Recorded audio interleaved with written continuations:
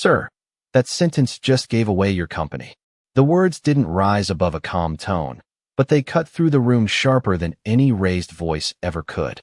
The pen in Edward Whitmore's hand stopped midair, hovering just inches above the signature line of a $500 million contract. The boardroom, 30 floors up, wrapped in glass and skyline, fell into a silence so complete it felt engineered. Conversations died mid-breath. A chair creaked somewhere. Then even that sound seemed to regret itself.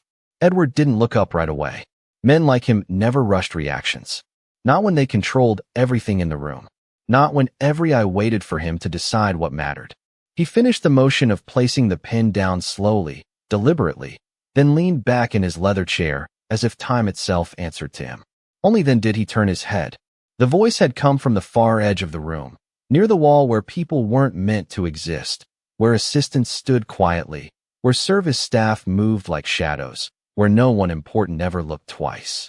She stood there holding a silver tray, 2 unopened bottles of water still balanced perfectly despite the tension that had just snapped across the air. Maya Carter. Her uniform was simple. Dark slacks, pressed shirt, name tags slightly worn at the edges. Nothing about her belonged in this room of tailored suits and polished egos. Nothing except the way she stood. Still, grounded, unapologetically present. Edward's eyes narrowed, not in confusion, but in calculation. "Excuse me," he said, his voice low, controlled, the kind of voice that had ended negotiations and careers without ever rising above a measured tone. A few executives shifted uncomfortably. Someone near the window let out a quiet chuckle, the kind that tested whether it was safe to laugh. Did the help just interrupt a closing deal? Another voice murmured under their breath, not quite quiet enough. A ripple of restrained amusement moved across the table, fragile, waiting for permission to grow. Maya didn't react. Not to the laughter. Not to the weight of the room pressing in. She stepped forward just once, placing the tray down on the polished table with a soft, controlled click that echoed louder than it should have. "The clause on page 17, she said, her voice steady.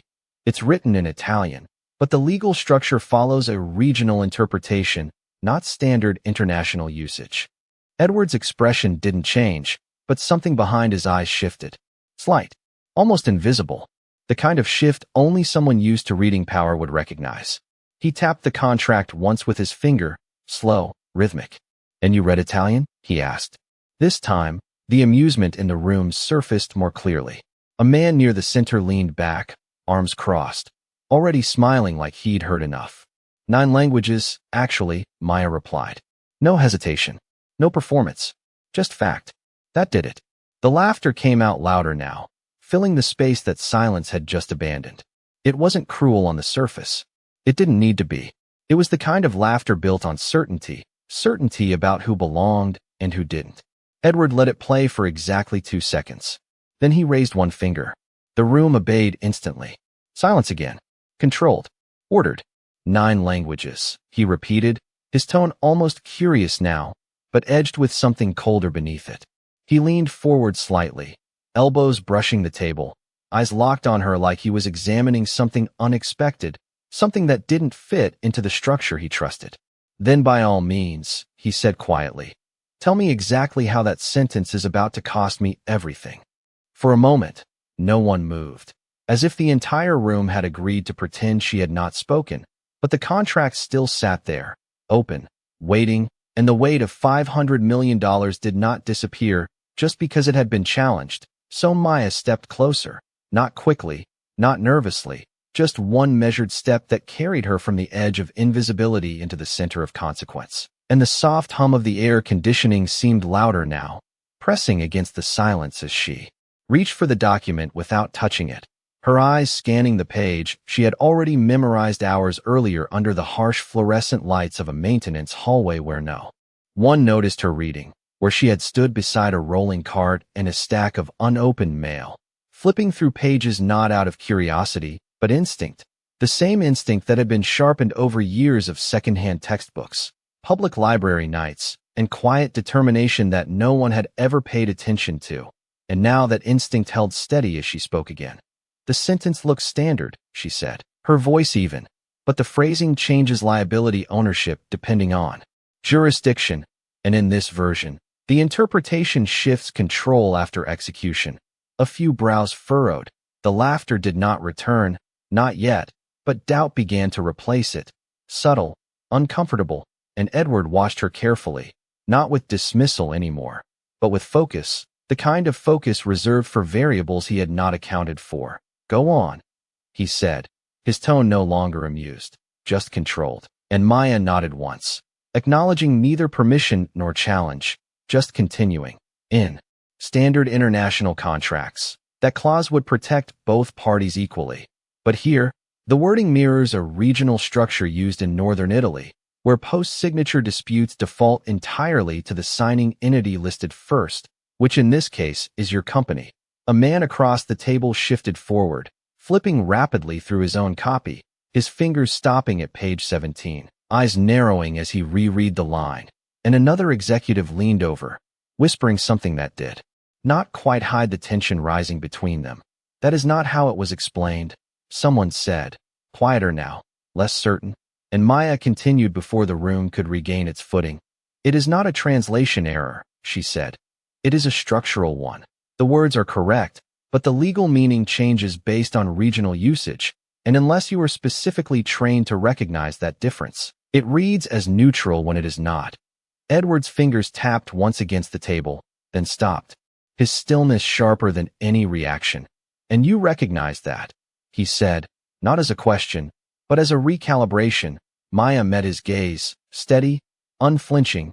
"Yes, sir," she replied, "because I studied those variations." The room absorbed that, not fully understanding yet, but no longer dismissing, and somewhere near the far end, the foreign partner who had remained quiet until now finally looked up from his own copy, his expression tightening as realization began to settle in. But he said nothing, not yet, and that silence spoke louder than agreement. It spoke of hesitation, of something being verified internally, something that did not align with what had been presented, and Maya did not rush, did not fill the space unnecessarily. She simply stood there, hands relaxed at her sides, the faint reflection of the skyline stretching across the polished table between her and the man who had built an empire on certainty. And for the first time since the meeting began, that certainty had a fracture, small but undeniable, and Edward saw it, not in her, but in the room itself, in the shifting posture of his advisors, in the absence of laughter, in the way no one interrupted her now. And he leaned forward again, slower this time, his voice lower, more deliberate. "Explain it to me," he said. And this time, it was not a challenge, it was a request disguised as control, and Maya nodded once more, not triumphant, not defiant, just precise, as if she had always belonged in this moment, even if no one else had noticed until now. Edward did not break eye contact as Maya spoke, but the rest of the room no longer had that discipline. Pages turned, pens hovered, and quiet whispers slipped through the cracks of professionalism that had held firm just minutes earlier, and Maya stepped closer to the contract now, not touching it yet, but close enough that the light from the ceiling reflected across the page and into her eyes as if illuminating every line she had already committed to memory. "If you look at subsection C," she said, her voice steady, the phrasing shifts from shared liability to implied primary responsibility, but it does so using a grammatical structure that appears neutral unless you recognize the regional adaptation. One of the senior advisors leaned forward sharply, adjusting his glasses as he scanned the section again, slower this time, his lips pressing into a thin line as understanding began to form, and Edward followed the motion without looking down, his mind tracking both her words and the reactions around him, measuring, recalculating. "In American contract law," Maya continued, "this wording would trigger a mutual obligation, but in this form, under the jurisdiction specified on page 3, it defaults entirely to the initiating party, which is your company, meaning if anything goes wrong after signing, even if it originates from the other side, the financial and legal burden shifts to you." The words settled into the room like a weight no one could lift immediately, and for a second, no one spoke, not because they did not understand, but because they were still verifying whether they had just missed something that large, something that costly, something that obvious only in hindsight. And then the foreign partner at the end of the table finally exhaled, slow, controlled, his posture tightening as he leaned back slightly, his silence now no longer neutral but defensive. And that was enough. Enough for the room to feel the shift. Enough for Edward to know that this was no longer theoretical. He lowered his gaze to the contract at last, flipping to the indicated section with deliberate precision, his fingers still steady, but the air around him no longer carried the same certainty. He read the clause once, then again, slower, his jaw tightening just slightly as the structure revealed itself not as an error, but as something far more deliberate. And across from him, one of his legal team cleared his throat softly. It could be interpreted that way, he said carefully, his voice carrying the weight of someone realizing too late that he should have caught it first, and another voice followed, less confident. We assumed it followed standard formatting, and that word, assumed, lingered in the air like a quiet admission of failure. And Edward closed the document halfway, his thumb holding his place as he looked back up at Maya, not with skepticism now, but with something sharper, recognition, not of who she was in title, but of what she had just done, and for a brief moment, the roles in the room inverted, not loudly, not dramatically, but undeniably. The one person no one had noticed now held the only clarity that mattered, and Maya did not move, did not soften, did not step back into the shadows where she had been expected to remain. She simply stood there, her presence no longer accidental but anchored, as if every quiet hour she had spent learning had led to this exact moment. And Edward leaned forward slightly, the contract still in his hand, his voice lower now, stripped of performance. You are telling me, he said, each word measured, that if I sign this as written, my company absorbs every risk after execution. Maya nodded once, precise. Yes, sir, she said. And the other party walks away protected. The room held its breath, not in suspense now, but in realization, and somewhere behind Maya, the faint clink of glass against metal from the tray she had set down earlier echoed softly. A reminder of where she had been standing just minutes ago, a reminder of how easily this moment could have been missed, and Edward's eyes lingered on her for a second longer before he looked back at the contract, then at his team, then finally toward the partner across the table. And in that sequence, something fundamental shifted, not just in the deal, but in the balance of power inside that room. Because for the first time since the meeting began, Edward Whitmore was no longer the only one deciding what happened next. The silence did not hold this time. It fractured, first with a sharp exhale from the far end of the table, then with the restless shifting of chairs as executives who had once leaned back in confidence now leaned forward in urgency, flipping pages, scanning lines, recalculating numbers that no longer felt stable. And Edward did not raise his voice. He did not need to. His presence alone redirected the room as he closed the contract fully and placed it flat on the table, the sound firm, final. No one signs anything, he said, each word landing with quiet authority, and the instruction moved through the room instantly. Pens were set down, documents pulled back, and the momentum that had been building toward a signature just minutes ago dissolved into uncertainty. Controlled but undeniable, and across from him, the foreign partner adjusted his cufflinks with careful precision, his composure intact but no longer effortless. Perhaps there is a misunderstanding, he said, his tone smooth, practiced, but carrying a subtle tightness that had not been there before, and Edward turned his head slowly toward him, not interrupting, not reacting, just watching, the kind of attention that forced truth to surface without force. And then he spoke, calm, direct, then, clarify it, he said, because right now, the interpretation being presented suggests my company absorbs full liability after execution. The partner's smile did not disappear, but it thinned, just slightly, enough for those paying attention to notice.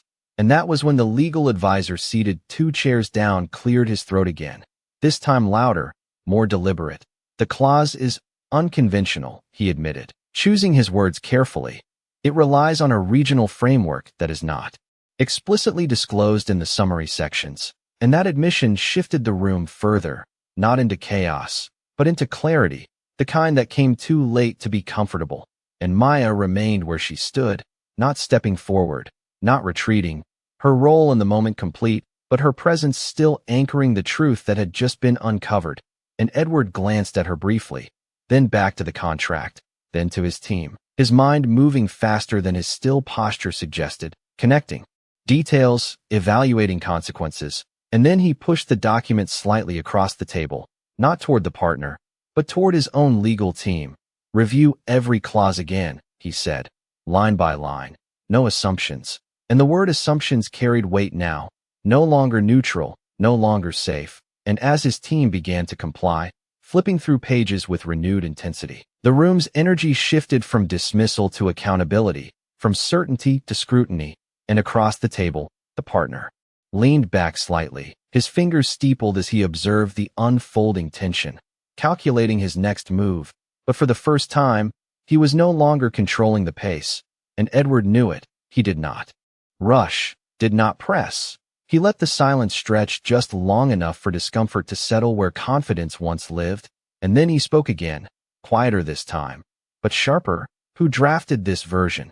He asked, not looking at anyone in particular, and for a second, no one answered, until one of the junior associates, barely above a whisper, said, it came from their side, pre-approved, and that was enough. Enough to confirm what had already begun to form beneath the surface, and Edward nodded once, slowly, not in agreement, but in acknowledgement, and then he turned back to Maya, his gaze steady, no longer dismissive, no longer curious, but focused.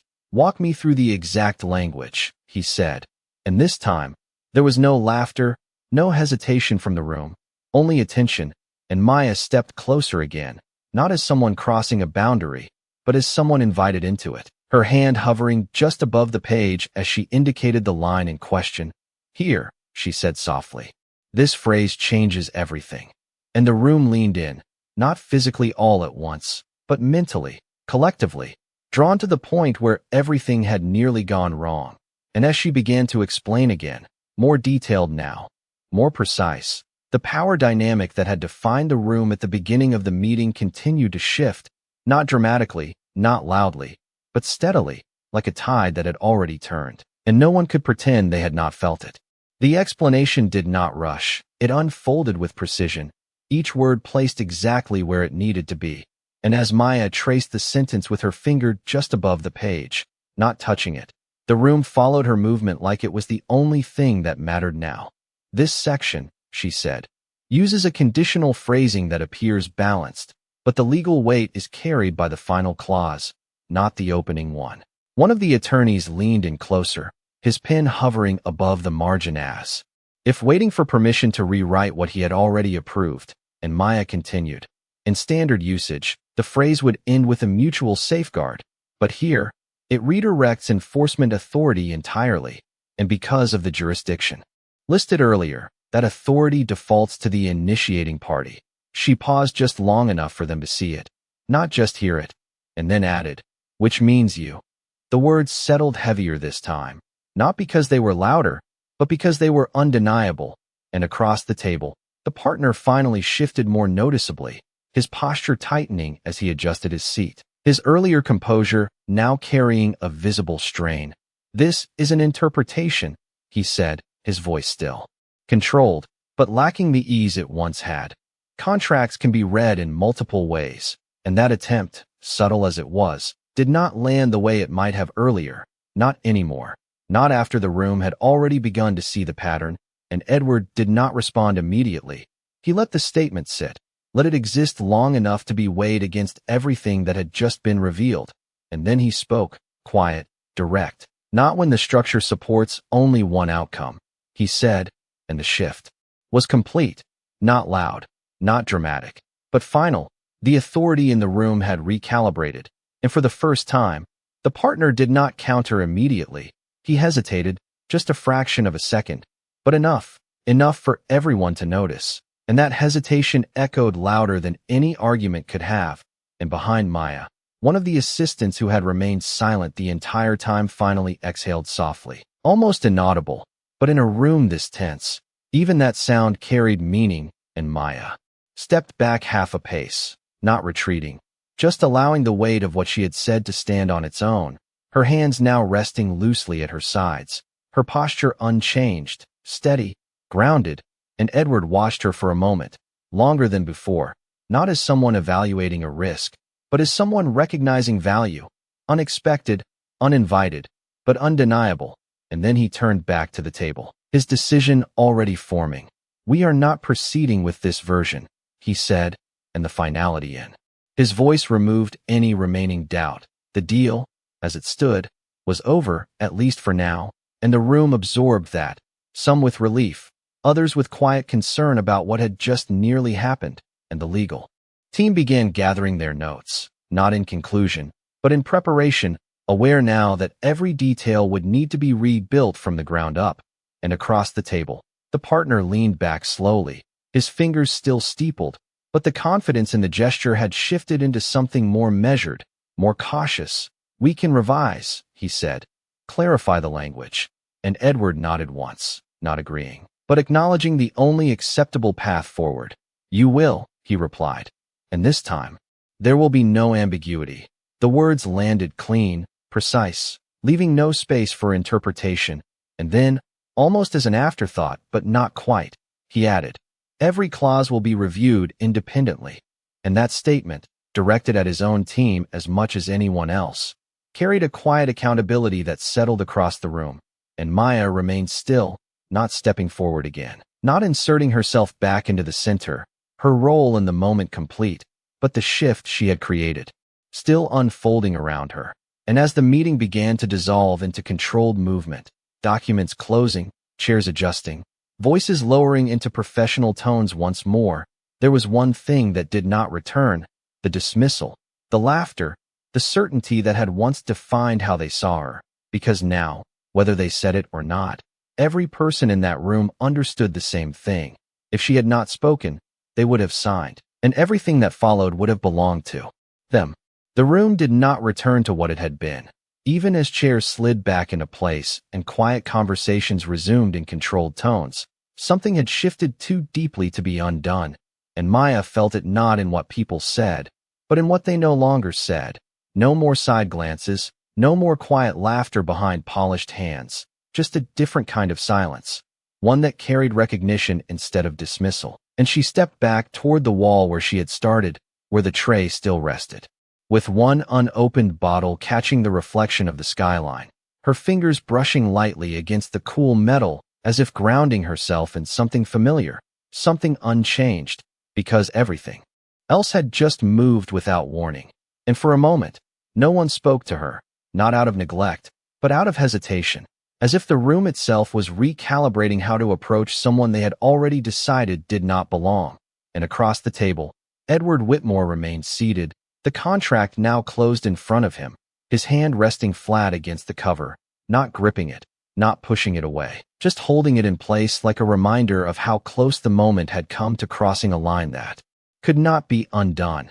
And his gaze lifted slowly, not scanning the room this time, not measuring the reactions of his team or the posture of the partner across from him, but settling directly on Maya again, steady, thoughtful, and for the first time, there was no distance in it.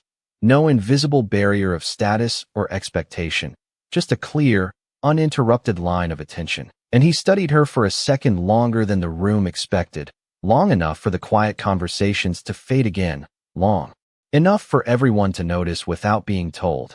And then he stood, the movement calm but decisive, his chair sliding back with a soft sound that echoed more than it should have. And when he spoke, his voice was not raised, but it carried. "Meeting adjourned," he said, simple, final, and the effect was immediate.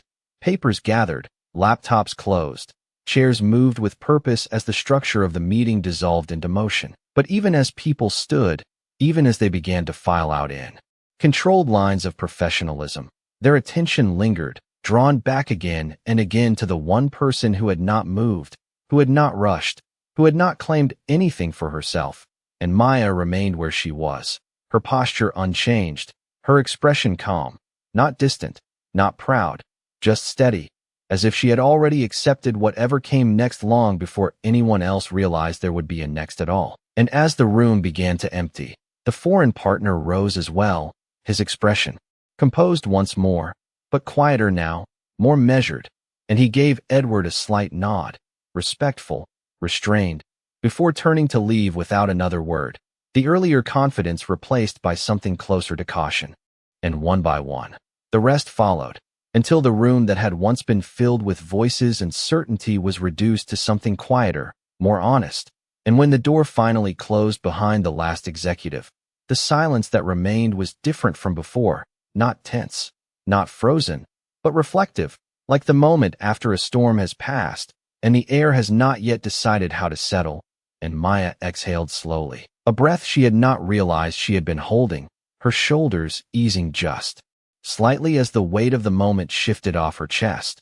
But she did not leave, not yet, because something told her this was not over. And across the table, Edward had not moved either, his attention still fixed, his posture unchanged, and for a long second, neither of them spoke, the distance between them filled only by the quiet hum of the building and the faint glow of late afternoon light stretching across the glass walls. And then he took a step forward, just one, measured, deliberate, closing the space not with urgency, but with intention. And in that step, in that quiet movement across a room that had already been transformed, there was something new forming, something neither of them had planned, but both of them understood without needing to say it. Edward stopped just a few feet away from her, not close enough to impose, not distant enough to dismiss. And for a moment he said nothing, as if he were choosing his words with more care than he had chosen any clause in the contract that day, his eyes steady, no longer scanning for weakness, but searching for understanding. And Maya held his gaze without hesitation, not challenging, not yielding, simply present. And the silence between them stretched, not uncomfortable, but honest, the kind that forced both people to acknowledge what had just happened without hiding behind titles or roles. And then Edward spoke, his voice lower than before, stripped of the authority he had worn like armor throughout the meeting. "How did you know?" he asked, not as a test, but as a genuine question, and Maya did not rush to answer. She glanced briefly at the contract still resting on the table, then back at him. "I have seen that structure before," she said, her tone calm, measured. "Not often, but enough to recognize it when it appears disguised." Edward nodded slightly, absorbing that, but he did not look away. "That is not something most people notice," he said, and there was no accusation in it, only fact, and Maya's expression softened just a fraction, not with pride, but with something quieter, something rooted deeper. "Most people are not expected to read things like that," she replied, and the words landed gently, but they carried weight, not directed at him, not at anyone specifically, but at the reality that had shaped her path to this moment.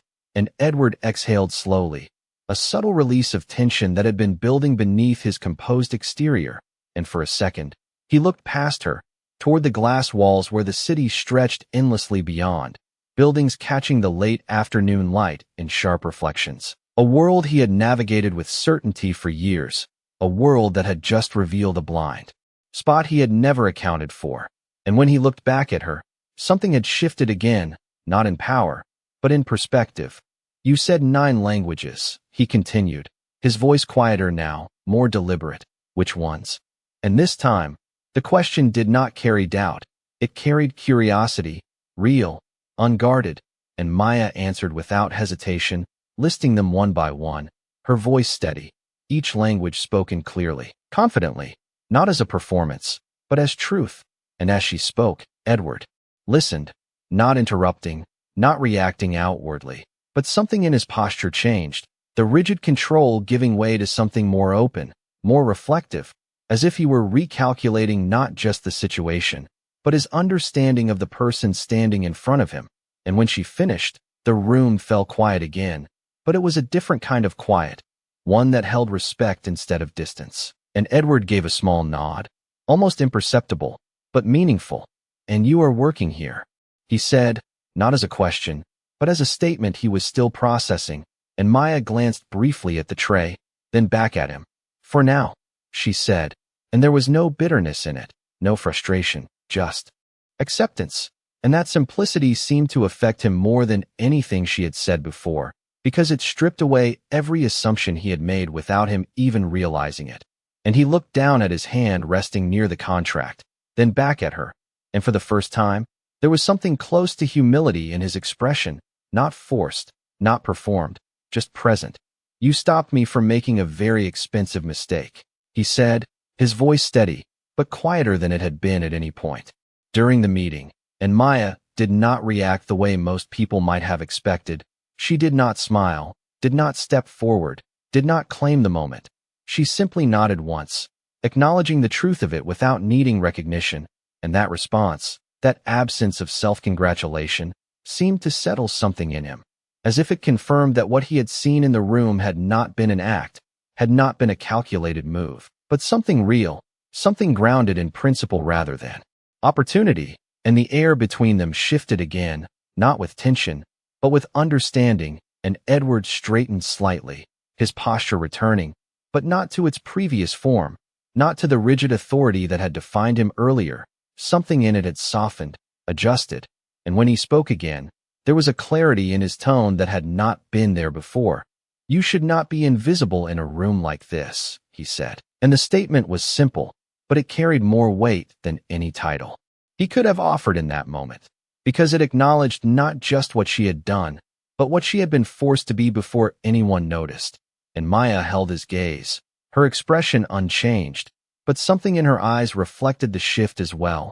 Not surprise, not disbelief, just quiet recognition that the balance in the room had truly changed, and neither of them needed to say anything more to understand that this moment, this conversation, had already rewritten something that could not be undone.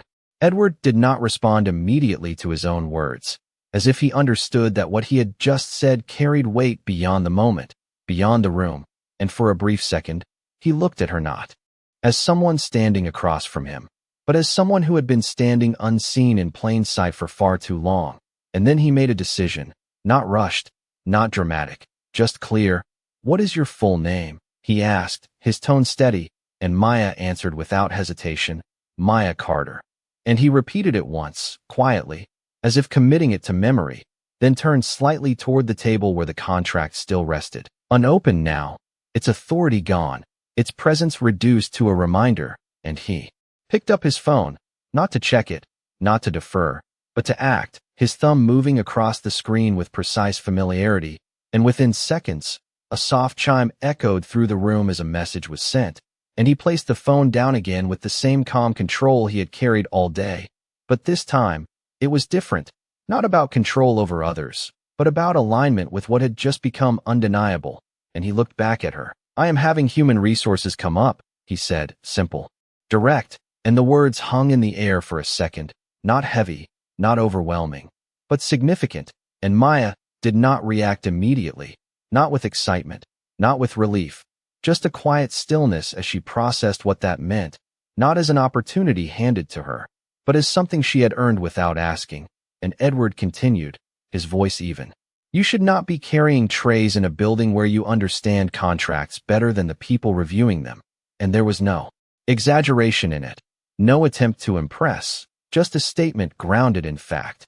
And Maya's gaze shifted briefly to the tray beside her, the metal surface reflecting her own outline faintly, then back to him. "It is what I needed to do," she said, her tone calm, and Edward nodded slightly, acknowledging that truth without trying to correct it, because he understood now that her path had not been defined by lack of ability, but by lack of visibility, and that realization settled between them, quiet, but powerful, and the faint sound of the elevator down the hall began to rise, signaling movement outside the room. The building continuing its rhythm even as something inside this space had shifted permanently, and Edward stepped back slightly, giving her space, not out of distance, but out of respect, and for the first time, his posture adjusted to hers, not the other way around, and Maya remained still, her shoulders relaxed, her breathing even, not overwhelmed by the moment, but grounded in it, as if she had already learned long ago not to attach herself to outcomes, only to actions. And that steadiness seemed to affect him more than anything else, because it removed the expectation of gratitude, of reaction, of anything beyond what had already been done. And he glanced once more at the skyline beyond the glass, then back at her. And when he spoke again, his voice carried something new, not authority, not curiosity, but recognition. "You did not speak up for recognition," he said, and Maya shook her head slightly. "No, sir," she replied. I spoke because it was wrong. And that answer settled into the room with a quiet finality, because it explained everything without needing to justify anything. And Edward exhaled slowly, a small breath, but one that seemed to release something deeper, something tied to years of decisions made quickly, confidently, and sometimes without question. And now, in this moment, he understood the cost of not listening to voices like hers, and he did not look away from that realization. He stood in it, steady, accepting, and the sound of footsteps approached the door, faint at first, then clearer, signaling that what came next was no longer hypothetical. And Maya glanced briefly toward the door, then back at him, not uncertain, not hesitant, just present. And in that presence, in that quiet strength, the room held one final truth before anything else could be said or done. The power in that space had not been taken, it had been revealed, and once revealed, it could not be ignored again. The knock on the door was soft, controlled, but it carried through the room with a clarity that marked the end of one moment and the beginning of another. And Edward did not turn immediately. He simply said, "Come in," his voice calm, steady, and the door opened to reveal two individuals from human resources, their posture professional, their expressions neutral, but their eyes quickly taking in the scene. The nearly empty boardroom, the unopened contract, and the woman standing beside a service tray who clearly did not belong in any standard version of this meeting. And for a brief second, they hesitated, not out of confusion, but out of the instinct to reassess. And Edward gestured lightly toward Maya. "This is Maya Carter," he said, his tone direct, leaving no room for misinterpretation. She identified a critical issue in a contract that would have exposed this company to significant risk. The words were simple, but they carried the weight of everything that had just happened, and the representatives nodded, their attention shifting fully to Maya now, not as staff, not as background, but as someone being formally acknowledged. And Maya stood as she had from the beginning, steady, composed, her hands relaxed at her sides, her presence unchanged by the shift in how the room now saw her. And Edward continued, "I want her evaluated immediately for a position within our legal or international compliance team." And there was no hesitation in his voice, no suggestion, just clarity, and the representatives exchanged a brief glance. Then one of them stepped forward slightly. "Of course," she said, her tone respectful. "We can begin that process today." And Maya nodded once, not in excitement, not in disbelief, just in quiet acknowledgement, as if she had already accepted that whatever came next would be handled the same way she had handled everything before, with focus, with calm, with purpose. And Edward stepped back again, allowing the process to unfold without inserting himself further, because he understood now that this moment did not belong to him. It belonged to what had been revealed. And as the conversation shifted into logistics, into next steps and formalities, the room took on a different rhythm, less tense, more grounded, but still carrying the echo of what had almost happened. And Maya listened, answered when asked, her voice steady, her words clear, not over-explaining, not minimizing, just present. And after a few minutes, the details were set in motion, arrangements made, and the representatives gestured toward the door, inviting her to step out with them. And Maya turned slightly, her hand brushing once more against the edge of the tray, a small, almost unconscious motion, as if closing a chapter without needing to announce it. And then she stepped forward, walking toward the door not quickly, not hesitantly, just with the same measured pace she had carried into the room. And as she reached the threshold, she paused, not for long, just long enough to turn her head slightly, her eyes meeting Edward's one last time. And there was no need for words, no need for acknowledgement beyond what had already been said, because the moment had already defined itself. And Edward gave a small nod, not formal, not distant, but genuine. And Maya returned it just as simply before stepping out into the hallway, where the light felt different, softer, more open, and the door closed quietly behind her, sealing the room in a silence that was no longer heavy, no longer uncertain, but resolved. And inside, Edward remained where he was, his gaze drifting briefly to the contract still resting on the table, then to the space where she had stood, and then to the skyline beyond, the city unchanged, but his understanding of it no longer the same. And after a moment, He reached forward, closed the contract completely, and set it aside, not as something unfinished, but as something that had already served its purpose, and the room, now empty, held one final image, the reflection of the fading light across the glass, steady, quiet, and clear, like the kind of truth that does not need to be spoken to be understood.